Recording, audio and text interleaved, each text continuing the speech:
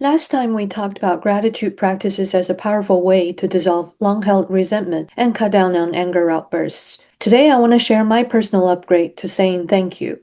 We say several thank yous daily, and many of them are said just out of politeness. Perhaps we've all underestimated how powerful a thank you can be and how much space there is to play with it to unlock way more psychological and spiritual benefits than we think. Here's what I do. Whenever I can, I don't just say thank you. I add what I received. I do this when expressing gratitude out loud or silently, and in my morning gratitude practices too. Why? Because it's one of the simplest yet most transformative things you can do. Let me paint the picture. It's morning, the sun rises. Instead of the generic thank you, I say in my mind or write down in my gratitude journal, thank you, brightness and warmth received. I grab my first glass of water and say, thank you, thirst quenching hydration received. I've delayed my first coffee to late morning, and when I hold it in my hand, I say, thank you, taste but joy received.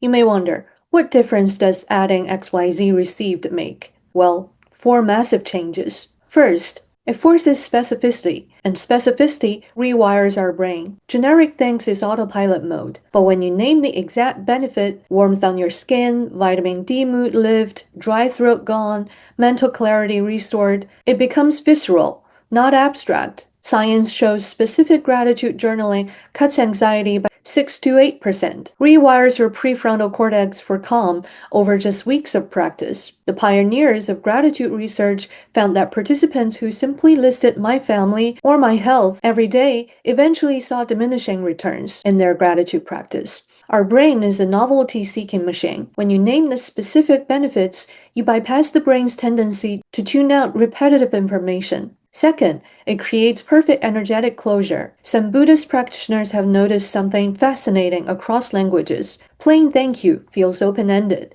like leaving an electrical circuit live and exposed. But adding received closes the loop and seals the energy. I study linguistics too, and English pronunciation science backs this up perfectly. Thank you ends on that long vowel sound, oo, which requires sustained vocal tension for 200 to 400 milliseconds. There's no stop or closure of the airflow, no muscular snap at the end, so your throat and jaw just hang there. Your vocal cords continue to vibrate until you stop breathing or close your mouth. But received ends on a crisp consonant d. That quick, explosive release gives a satisfying pop and provides definite articulatory closure. It feels refreshing, complete, and energizing. Your body physically registers the closure. In Zen Buddhism, the concept of samu means mindful work practice. Every action must have a clear beginning, middle, and end. Leaving a task half finished is seen as leaking mental energy. Likewise, leaving a thank you open may feel incomplete, especially those mindless ones. What if we make each thank you a mindful one? Adding received may indeed act as a seal, making our thank yous come across as more genuine than just diplomatic ones. Third, naming specific benefits trains you to actually receive. Many of us are culturally wired to give compliments, give help, give effort, but receiving, that makes us squirm. Someone praises our work and we deflect. Oh no, it was nothing. You're too kind. Praise often feels uncomfortable, underdeserved, even shameful sometimes. But saying thank you, kind words received, may flip the script. No deflection, just clean acceptance.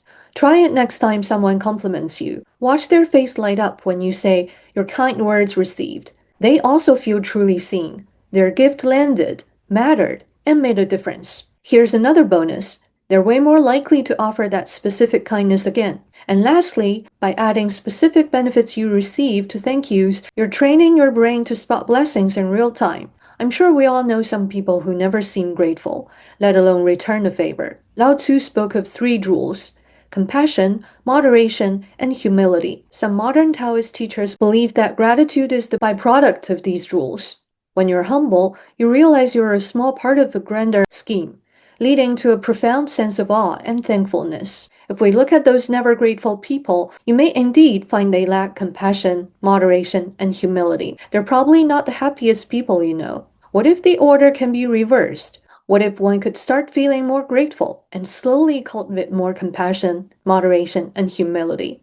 In any case, a heart filled with gratitude is a happy one. The world needs more grateful, compassionate, moderate, and humble people. So if you know someone who never seems grateful, maybe your next birthday gift for them can be a gratitude journal or the link to this video. Thank you in advance. I can't yet add XYZ received because I haven't received your kind sharing yet. Well, you may say, saying XYZ received feels awkward. I understand, but no one needs to hear it for now. You can do it silently in your mind or write it down in your gratitude journal. Start small. I'll share a 30-day prompt kit at the end, and here are some real-world examples you can try today. When you wake up, say to your bed, "Thank you, restful comfort received." Then to shower water, "Thank you, clean refreshment received." To your breakfast plate, "Thank you, satiety and nourishment received." When your colleague fixes your problem, "Thank you, stress lifted, solution received." Kit helps with a chore, "Thank you, your love and effort received." Partner cooks dinner, "Thank you, love and nourishment received." You can also talk to objects. They're delivering constant gifts. Say to your clothes, "Thank you, warmth and confidence received." To the toilet after use, "Thank you, convenience received." To nature after a walk, "Thank you, restorative peace received." When you have another coffee in the drowsy afternoon, try thanking everyone from farmer to barista. "Thank you, efforts and energy boost received."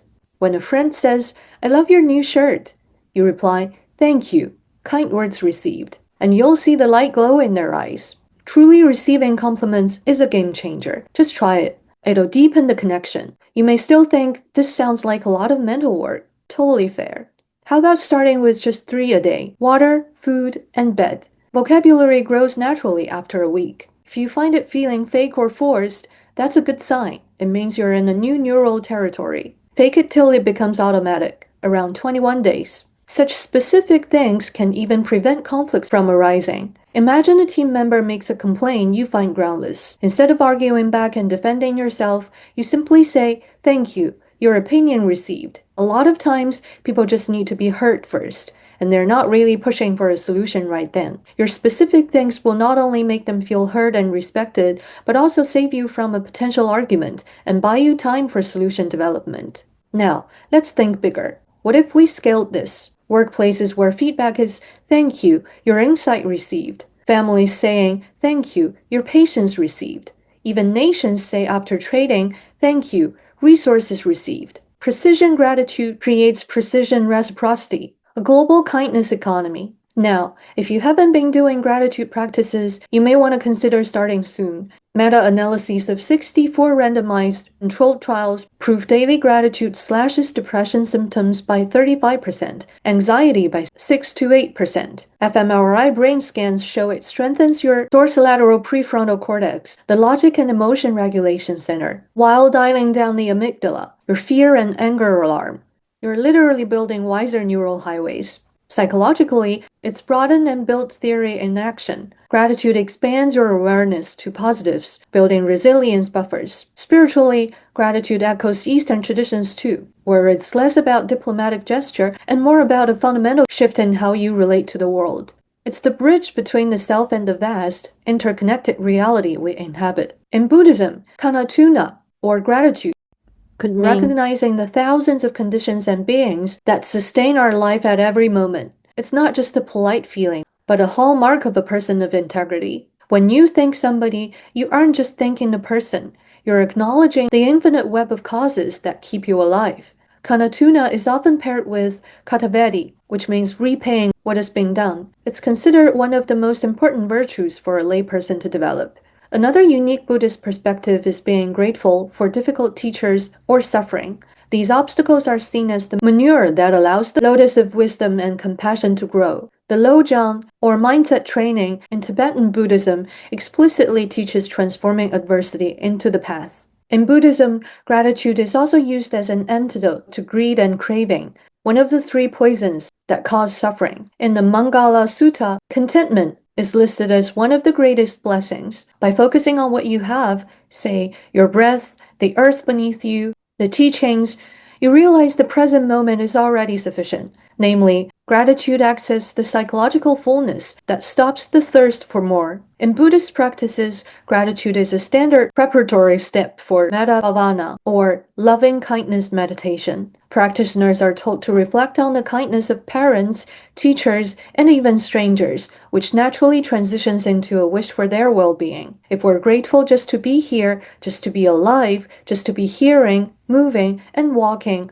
we will pay more attention to life and approach mindful living closer. The I Ching teaches that gratitude is a strategic corrective that ensures lasting good fortune. Hexagram 46 tells us when we're succeeding, stay humble with people and keep a grateful heart toward them. That's how we keep rising without crashing. The benefit hexagram reminds us to gratefully pay it forward instead of hoarding selfishly after getting help, because acknowledging and repaying favors lets good fortune keep circling back to us.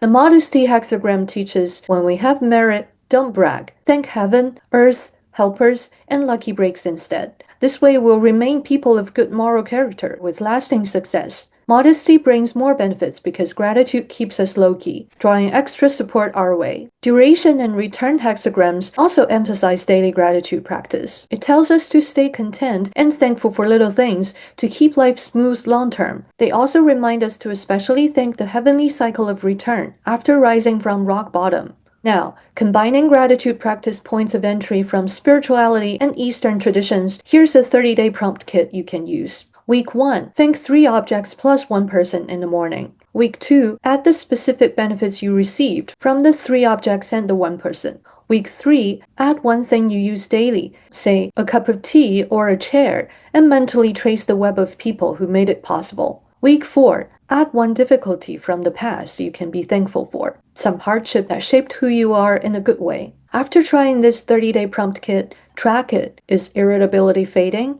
Anxiety vanishing? Energy rising?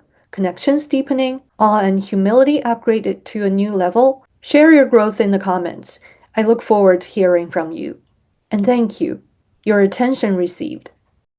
If you saw my first video and want a modern take on your 4 pillars to navigate life, just email me at the address on the screen. Thank you. Your presence received and appreciated.